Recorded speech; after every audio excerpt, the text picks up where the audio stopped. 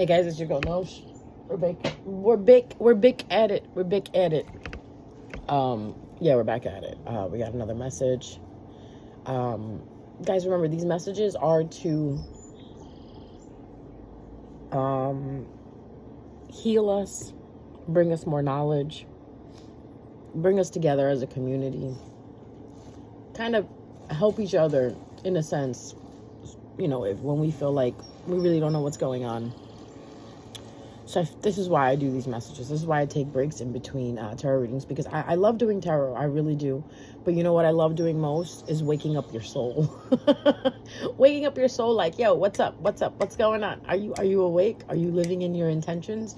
Are you living your purpose? Are you doing what you need to do? So the tarot is just like a little bit of a bonus that you get from me. But my purpose literally is just to plant seeds in your head to wake your soul up.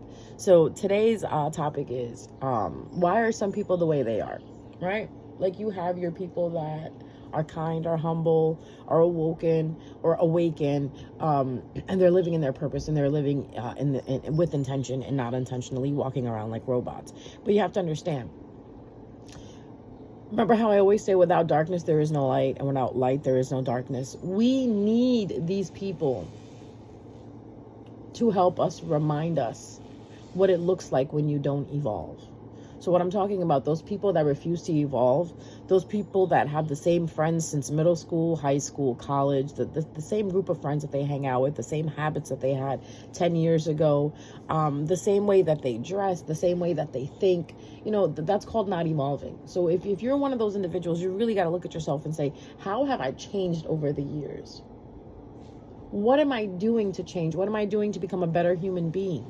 And when you find yourself not doing anything at all, that's your call to do something different.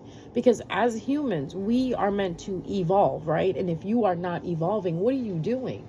Are you staying stagnant? If you're staying stagnant, you'll realize that everything else around you is stagnant as well too.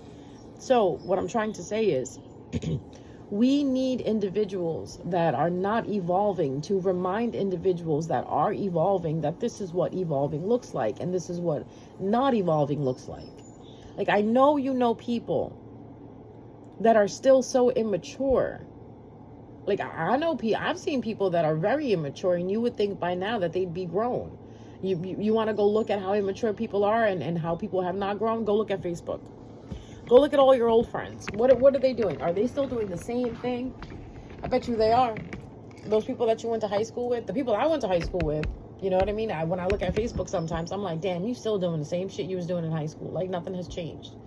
Like, I remember when I was in high school, I was very shy. I was very soft-spoken. I was very bullied most of the time, because I was the only one that was from where I'm from. Like, because I went to a predominantly Black and Spanish high school. We only had one white person and one Philippine person. Everybody else was just white, not white, but everybody else was Black and Spanish. And I was the only one that was Pakistani and Indian at the time. And I remember I got picked on so much because it was the 90s. It was the 90s. I was first generation here. And now I go back and I look on Facebook, and I look at myself today, and I am so outspoken. Damn near I got a podcast. I speak on YouTube. I have a TikTok.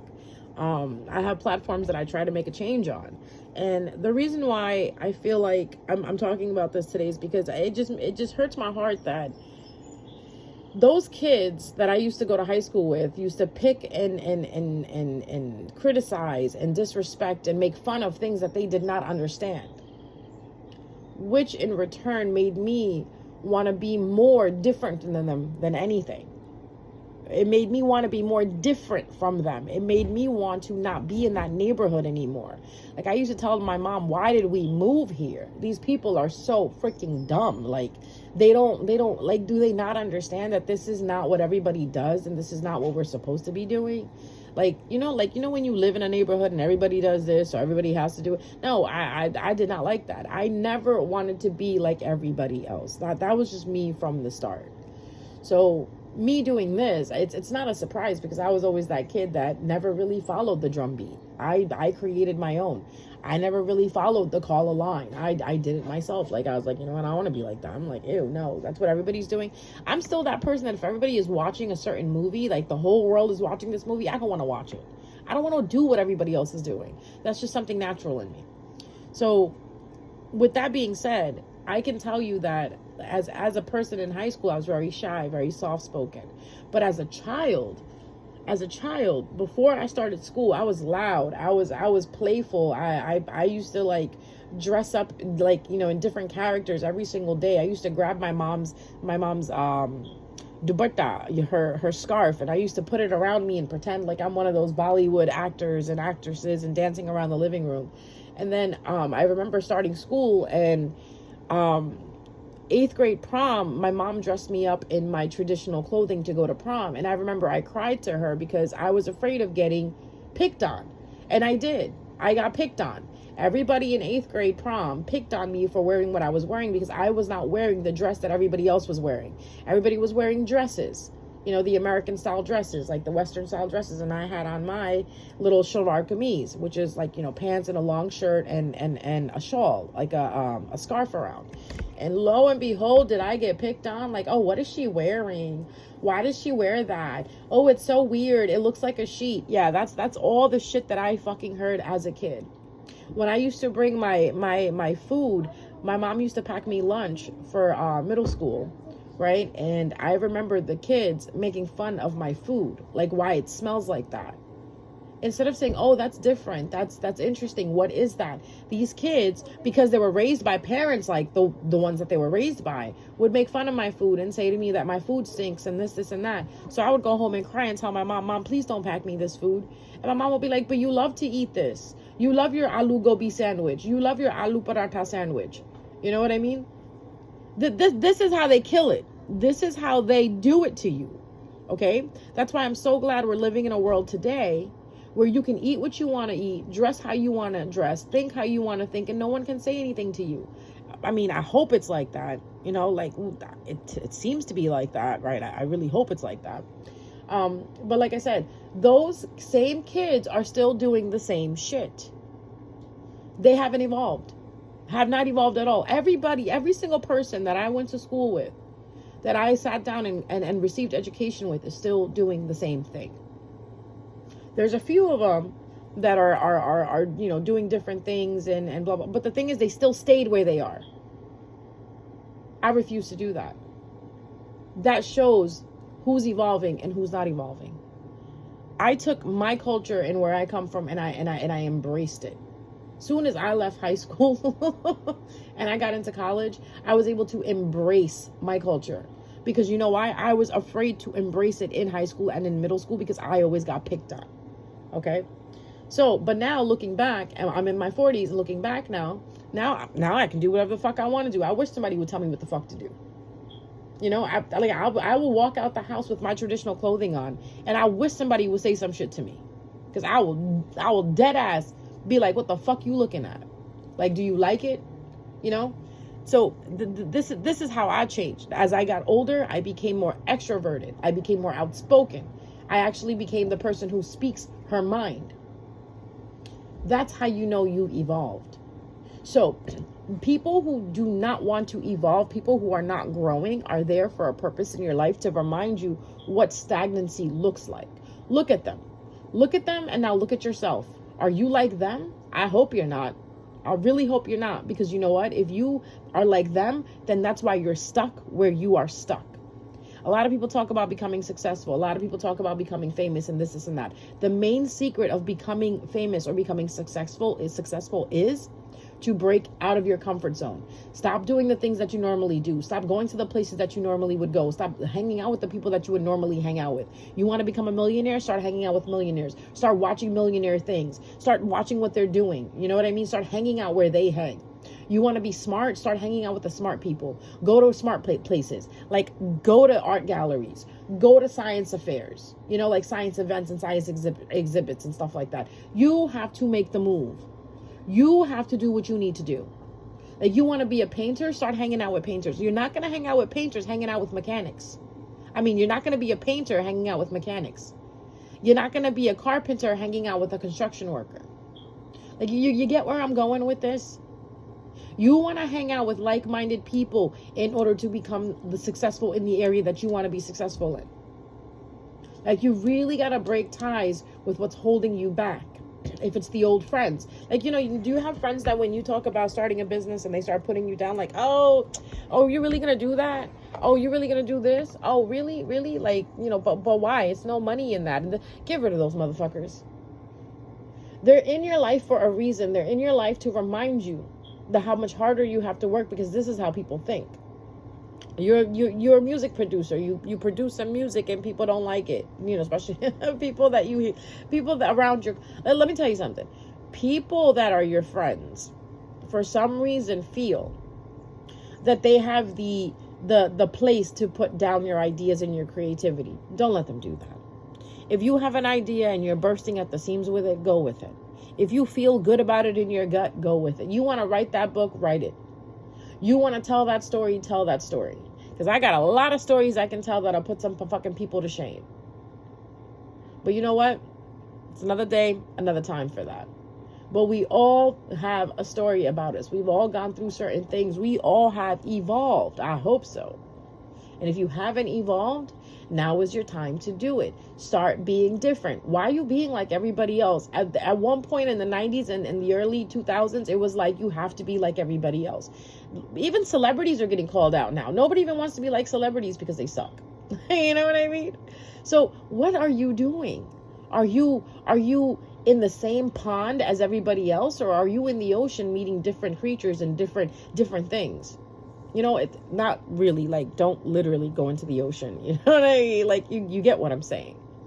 You can't be like everyone else and expect to have a change in your life.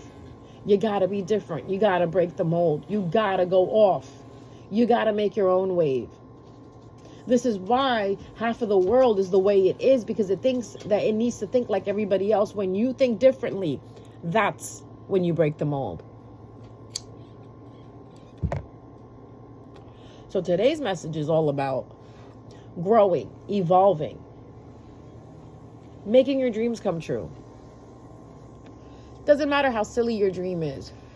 Doesn't matter how crazy it is. Doesn't matter how crazy you sound. Because I'm telling you, it's the crazy ones that are the intelligent ones. I was told I was crazy for a long time because I do tarot, and apparently I know how to read the future and blah, blah, blah, and read birth charts and do this. Like, oh, you do that now? It was so funny.